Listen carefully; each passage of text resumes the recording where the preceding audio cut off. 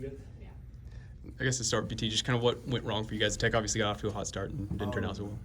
I would say what went wrong is we had it was just a segment where we kind of dry. I mean, I think they went on like a 14-4 run, and then from there it was just kind of hard to get that lead back just because we were on the road and stuff. So I think just trying to make sure we're intentional with all of our sets, screenings, cuts, and all the little things during that tough time. Just because I mean we got to a good start and we were doing pretty good, but just that drop off I think is kind of where we're wrong. With how close you guys were Saturday, and then obviously it wasn't that close in Lubbock, where's the team's mindset kind of at right now?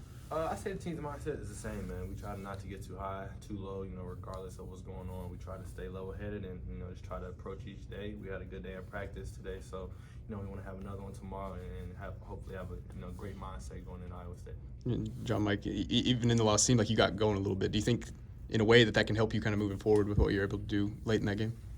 Yeah, I think so. I mean, just help build confidence in late games and the games going forward for myself. But my coaches trust me, my teammates trust me. So whenever I get in, whatever opportunity I get, I try to make the best of it and just do what I can to help the team. What's this year been like for you? Your minutes have been kind of up and down. I imagine it's the first time in your career it's been like this. What's that kind of been like for you? Yeah, I mean it's been bumpy, but I've tried to keep a strong attitude. I'm a team guy, so I try and encourage my teammates that are playing because ultimately it's not about me. It's about the team's success, and if the team succeed, I succeed individually as well. So yes, it's something I'm not used to, but again, I trust my coaches. I still think that they believe in me, so I just wait my turn, and when I get in, I try and be as productive as possible. They're late. You guys were running a lineup with you and Jerry's both in and kind of spread the floor a little bit, but obviously a little bit on the smaller side. What was that like for you, being in a part of that group with the floor so spread? Yeah, it helped us. Like you said, it had the floor more space, so we were able to get shots off. Trying to get rebounds was a little more difficult because we only had one big at the time in the game, which was BG.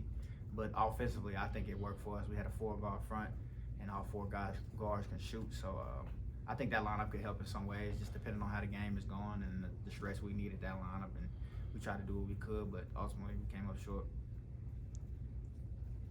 Do you guys look around? The last couple of days, a lot of big teams lost, including Kansas, and it was 2 games from now, but you got them. Is there something from that you've looked at and say we could do something similar?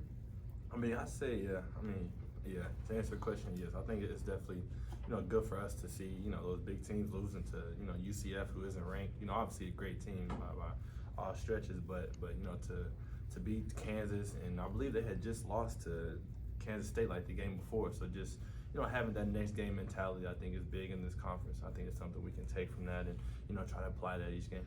That's obviously your former team. Is there still part of you that has some Kansas DNA, or is that all kind of it's been a few years? Nah, I bleed orange, baby. Bleed orange. No sir.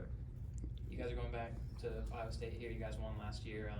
What did you guys take away from that game last year that you can kind of take into this year, especially with the guys who haven't played there before? Just making defense a priority. That's something that we did very, very well. When we played there last year, I think we only held them to maybe 36 or 50. It was a low number. It was way below the average, and that's some coach was stressing to us. Just making sure that we come out and guard and their offense take care of itself.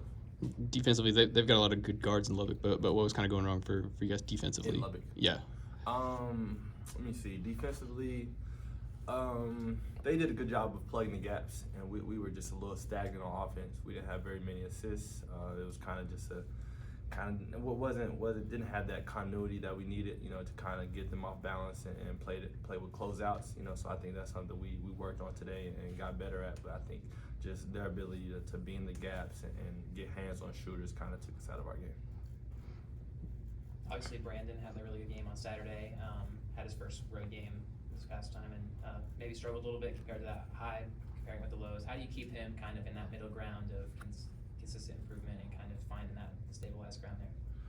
I'll probably just stress him that it's a marathon, man. It's a long grind. You're gonna have highs and lows, but like I said, just try to stay level-headed.